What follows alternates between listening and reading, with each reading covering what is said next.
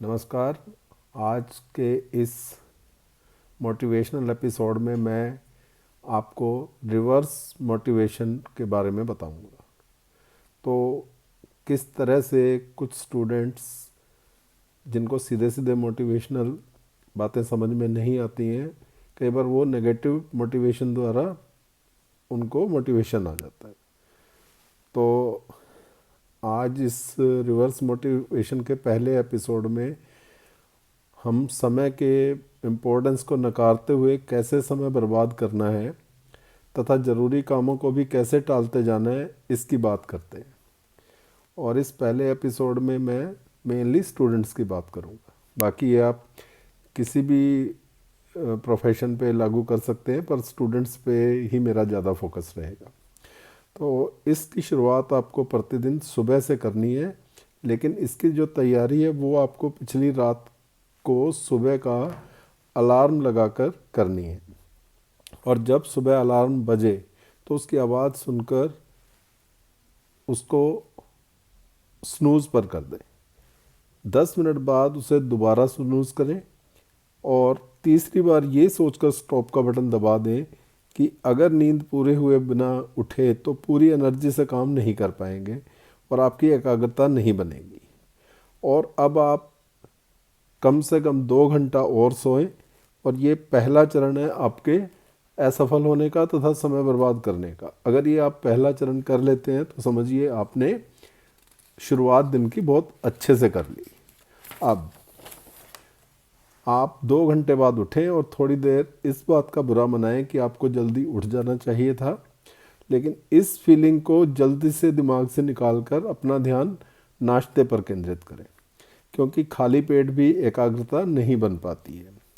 और हो सके तो नाश्ते के दौरान अपनी नाकामी का और सुबह ना उठ पाने की वजह अपनी माँ के द्वारा किए गए नाश्ते में कमी निकालकर या उनके नाश्ता करने में देरी करने के द्वारा दूर कर सकते हैं।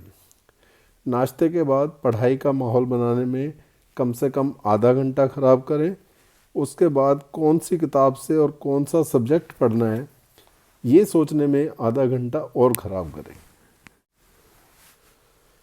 इसके बाद जैसे तैसे 1-2 घंटा पढ़कर अपना समय व्यतीत करें।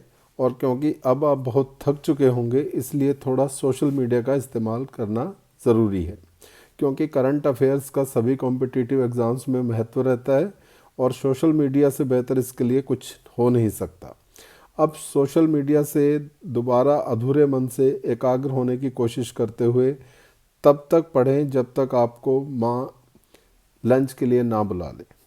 लंच के लिए थोड़ी देर बाद जाएं, जिससे माँ को एहसास हो कि आप पढ़ाई में कितने तल्लीन हैं।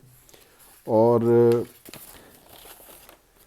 हो सके तो कुछ नोट्स डाइनिंग टेबल पर साथ लेकर जाएं और उनको माँ द्वारा टोके जाने पर ही हाथ से हटाएं।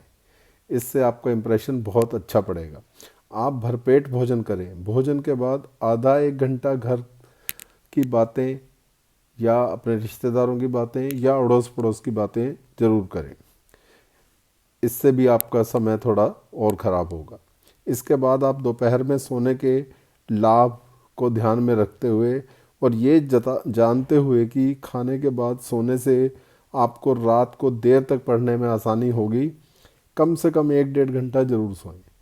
इसके बाद शाम को थोड़ा जिम भी ज़रूर जाएं, क्योंकि आपको पता है कि एक्सरसाइज कितनी ज़रूरी है शरीर के लिए और एक स्वस्थ शरीर में ही स्वस्थ दिमाग निवास करता है। अब डिनर से पहले फिर से जैसे तैसे 1-2 घंटा पढ़ें और पूरे दिन में व्यर्थ किए हुए समय को समेटने की कोशिश करें। डिनर के टाइम पर आपके पापा भी घर पर आ ही गए होंगे, इसलिए कुछ समय उनके साथ ज़रूर बिताएं और भविष्य की चिंता भी जताएं। और आजकल हर एग्ज़ाम में कितना मुश्किल कंपटीशन हो चुका है और हर एक कॉम्पिटिटिव एग्ज़ाम कैसे हर साल दर साल मुश्किल होता जा रहा है, इस पर विस्तार से लेक्चर दें। अब डिनर के बाद 1 या 2 घंटा पढ़कर अलार्म लगाकर इस उम्मीद में फिर सो जाएं कि कल से आप अलार्म की पहली घंटी में ही उठ जाएंगे और आज की तरह दिन बर्बाद नहीं करेंगे। और ये सिलसिला तब तक चालू रखें जब तक आप अपने लक्ष्य को पाने में असफल ना हो जाएं।